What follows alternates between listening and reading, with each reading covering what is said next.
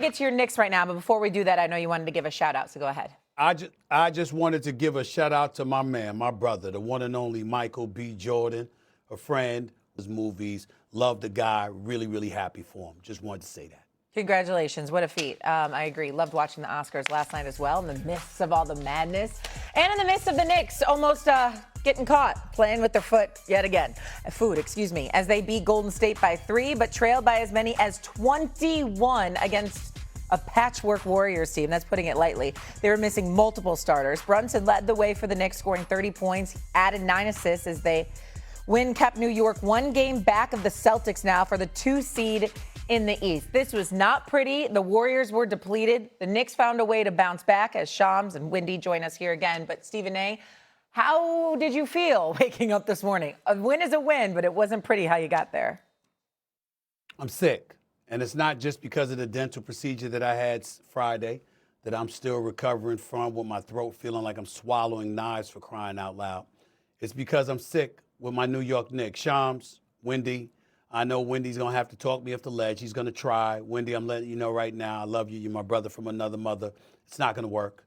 Shams, I love you too. Proud to call you a colleague. It's not going to work. I'm depressed, and I'm not going to get over it anytime soon. The Knicks ain't winning a damn thing. Let me tell you something right now. Mikal Bridges, this 6-game stretch, 39 total points, averaging 6.5 points per game, 5 of 24 from three-point range, 16 of 50 from the field, can't buy a basket. This is unacceptable. It's unacceptable. I want to remind everybody right now, we can say what we want. And guess what? And this is going to shock everybody. This is where I'm breaking news. The person I'm blaming most for all of this is Jalen Brunson. It's the only thing that I can blame Jalen Brunson for, who I'm so proud to have as a New York Knick. But this is all his fault. All of it. And I'm going to tell you why. Mikal Bridges, to get him to remind everybody of Shams' job, because this is the man who, knowing him, broke the damn story. They gave up Bogdanovich 4 unprotected first-round picks, a protected first-round pick in 2025, a first-round swap, and a second-round pick in 2026 for Mikal Bridges. Why did they do that? They did that because instead of waiting a year and signing a 5-year, $270 million max extension, Jalen Brunson signed a 4-year, $156 million extension the year before, giving the New York Knicks a $113 million discount, around that range, okay? So what do the New York Knicks do? Obviously, he saves them that kind of money. He did it so they could go get his boy, which I have no problem with. Mikal Bridges is not a scrub. He can play. He's reliable. He's out there every night. He never cheats you. He works hard. But he ain't an all-star.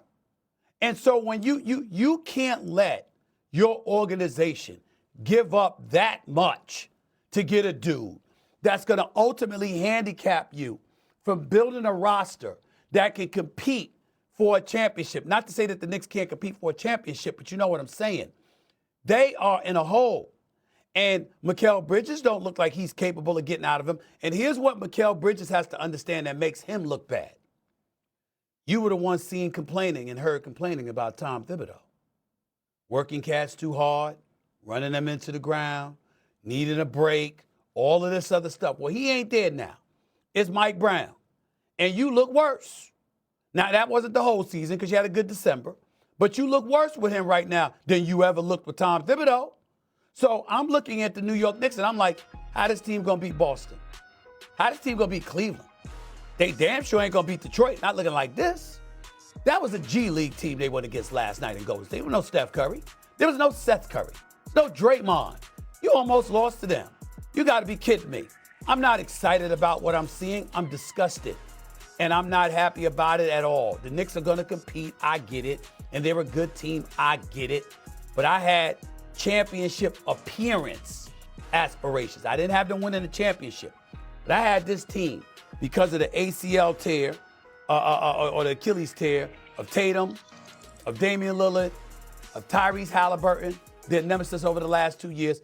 I had the New York Knicks going to the finals. I damn sure don't have that now. And it's because of what will go down as an absolutely horrific trade if Mikal Bridges continues to look the way that he's looking. This is unacceptable stuff, plain and simple. Wendy? So I would say yesterday's game kind of encapsulated the way the Knicks have been playing for much of this season. It was an unimpressive win. And they've been winning games. In fact, they've won 3 in a row. And if you look at their schedule is incredibly favorable the rest of the season. Look at their next 4 games.